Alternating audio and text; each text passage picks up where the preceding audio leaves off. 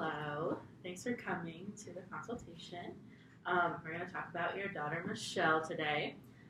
Michelle is a teenager. She has a TBI from snowboarding, so she has traumatic brain injury. Before the TBI,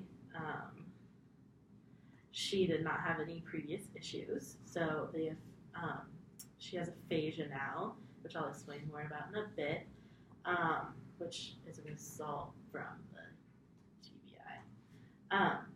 So I'm gonna show you a video about how what I'm basing my consultation off of, and you're just gonna watch a little bit of it. Okay, so tell me your name. Hestermann. All right. Michelle? This month, April 26th. 25th. 25th. Good. Yeah. And what year is it? 2011. All right. And do you know the day of the week? Day of the week, Monday. Okay. So first, I just want you to count to 10 for me out loud. 1, 2, 3, 4, 5, 6, 7, 8, 9, 10.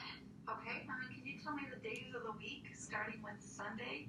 Sunday, Saturday, Monday, Tuesday, Wednesday, Thursday, Friday, Saturday. Good. That comes out really good. All right. And I wanted you to tell me about a movie that you know really well. So can you tell me what The Wizard of Oz is about? It's about this girl who's kept all her stuff, and how the boy Toto, yeah, her dog, right? Yeah. Uh-huh.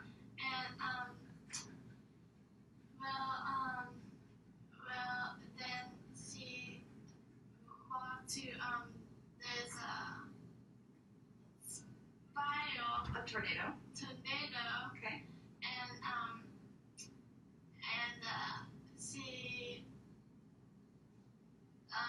got to a door of the table, and then she would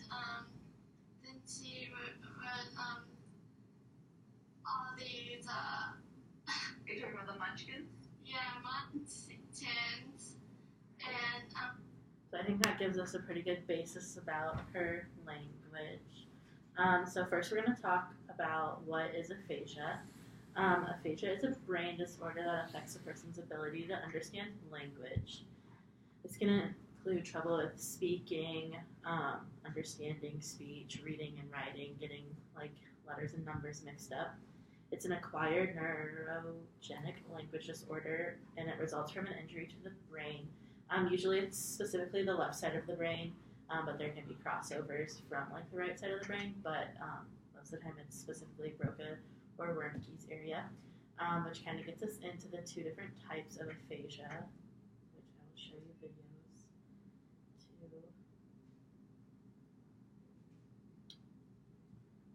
differentiate from them. We'll just watch a little bit of them.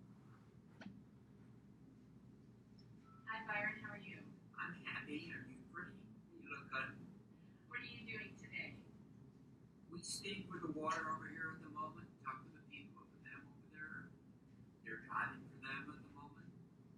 They'll save at the moment. He'll water first for him. With luck for him. So we're on a cruise and we're not We will store it right here and they'll save their hands right there for them. Now, what were we just... Alright, so that's fluent aphasia, and then, which is also Wernicke's aphasia, and then here is non-fluent, which is Broca's aphasia.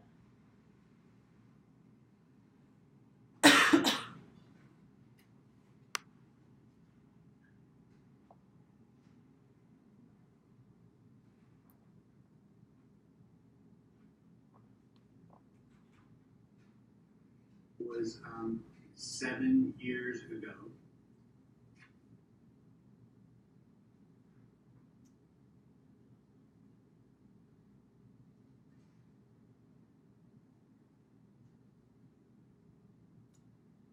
Okay, so my video's not loading, but basically Michelle has broca's aphasia, which means that she knows what she wants to talk about. She just has a hard time word finding and like producing those words. Like you could tell in the video when she was trying to talk about the tornado, she knew what she meant and she knew words that were associated with it, but she couldn't come up with the exact words she wanted to talk about. So it's just difficulties word finding, which can affect her speech. So then subcategories of those, like there are 4 primary areas of impairments. There's spoken language expression, spoken language comprehension, written expression, and reading comprehension. The ones we're going to focus on today is spoken language expression. So that deals with word finding difficulties, speaking in short or single word fragments, omitting words, making up words, and putting words in the wrong order. So, like I said, the causes of aphasia are damage to the left side of the brain. Common causes are stroke, TBI, brain tumors, brain surgery, brain infections, and progressive neurological diseases. So like I mentioned before, Michelle has a TBI from the snowboarding incident. But stroke is the most common cause of aphasia. For treatment options, obviously Michelle's doing pretty good at conveying what she means and having conversations, but we're going to kind of dive deeper into the ways we can help her through an AAC device. But basic treatment options and like information about treatment is there's no medical cure. Most patients improve over time with the assistance of speech therapy, but they're never cured. They just learn ways of managing the aphasia. Treatment is individualized, so that's kind of what we're going to talk about today, is how we can get the AAC device to help her. It's restorative, which means it's aimed at improving the impaired function, but it also can be compensatory, which means that it's aimed at compensating for like the word finding struggling she's having. There's multiple treatment options.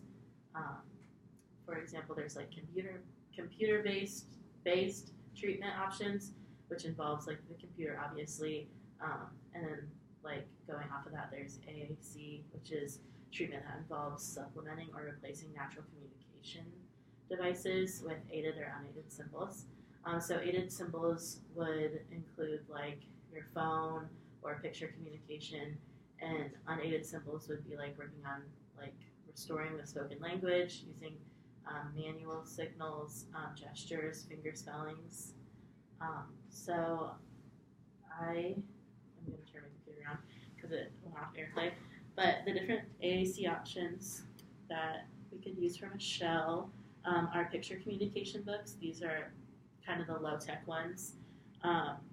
This one is priced at $28, and you can get custom packs for the different aspects she'll be in life, like the home, community, school.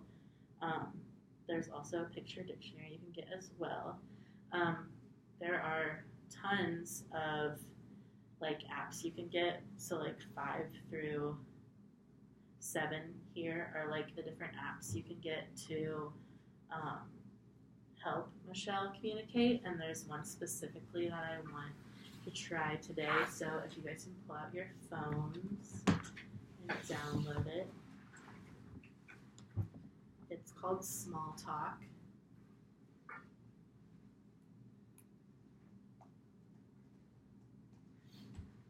And it should be free. It's kind of just a test out version.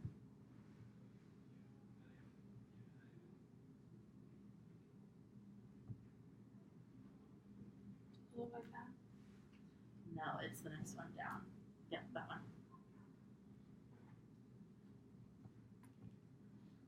And then Small Talk is under like a company called Linographic. Linographic offers 3 communication devices for adults. So you can have like the laptop model, obviously the one on your phone. There's some that you can have on iPads. So there's different ways that you can get this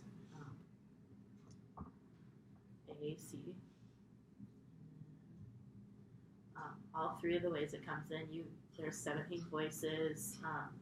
You can email and instant message people through it, and there's also therapy activities included on there. So you can get a free trial, and the device is reimbursed by Medicare, which is great because a lot of AAC devices are very expensive. So.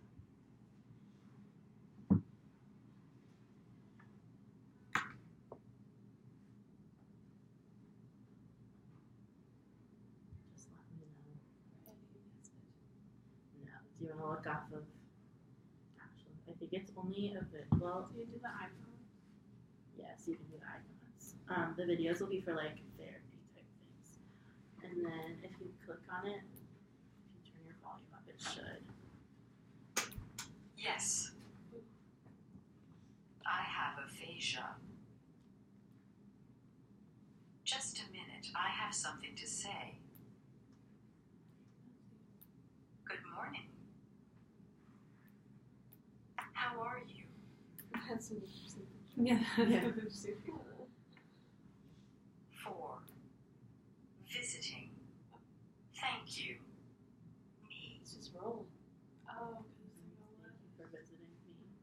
because Yes.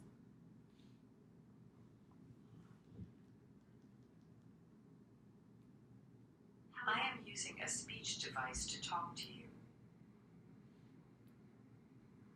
Breakfast. Bagel. Yeah, so there's a lot of different varieties you can use on there. my favorite. Starbucks. Yes. I think one of my favorite buttons on the app is the one that actually says like I have aphasia, because it's very difficult to communicate to someone when you can't find the words to speak to them and you can't explain like why you aren't having very fluent speech with them. It can be like frustrating and isolating. And I feel like with this app, it will let Michelle be able to go out into the community and communicate with people who don't necessarily know her story, but she can still get her point across and like order at Starbucks or tell people what she wants for breakfast. And although she does have pretty good spoken language, this is just a way that will help her feel less isolated in the community in case she is having a really difficult day finding words. Which kind of ties into like the emotional impact aphasia can have. Like I said before, living with aphasia can be super isolating and it can be frustrating and confusing. So another form of treatment I'm suggesting is a support group. There's actually one at UNL on East Campus in the Barclay Center. It's called Aphasia Community Partners. It pretty much just connects individuals with aphasia to an individual in the community, and they meet up and build a relationship, and it enhances the social involvement and understanding for the individual with aphasia. So I know I volunteered for this group for a while. I just met up with my partner, and she really loved to walk and be outdoors. So for 6 months, every Tuesday, I'd meet up with her and we'd go for a walk around her neighborhood. And she was pretty good at communicating. You could tell it was difficult for her sometimes, but I could also tell that she restricted herself because she didn't want to have to explain why she wasn't communicating well with somebody. So it just gave her an outlet to talk to someone and talk about her interests. I know one day it was snowing, so we went inside, and she's really into science. We looked up a bunch of things, and she could ask me the questions she had, and I would because she knew I was there to listen and take the time to understand what she was trying to say. So I think that would be also very helpful for Michelle, as well as this small talk app that would let her go out into the community and be able to communicate with other people. So yeah, I guess just in conclusion, she obviously has pretty good use of verbal language, and that she has been working on, but having this AAC device would help her when the words just aren't in her brain. And then the emotional impact with being isolated, we can help out with the aphasia community partners. Yeah, it was just, this device would let her go out into the world. So that's all I have today. Do you have any questions?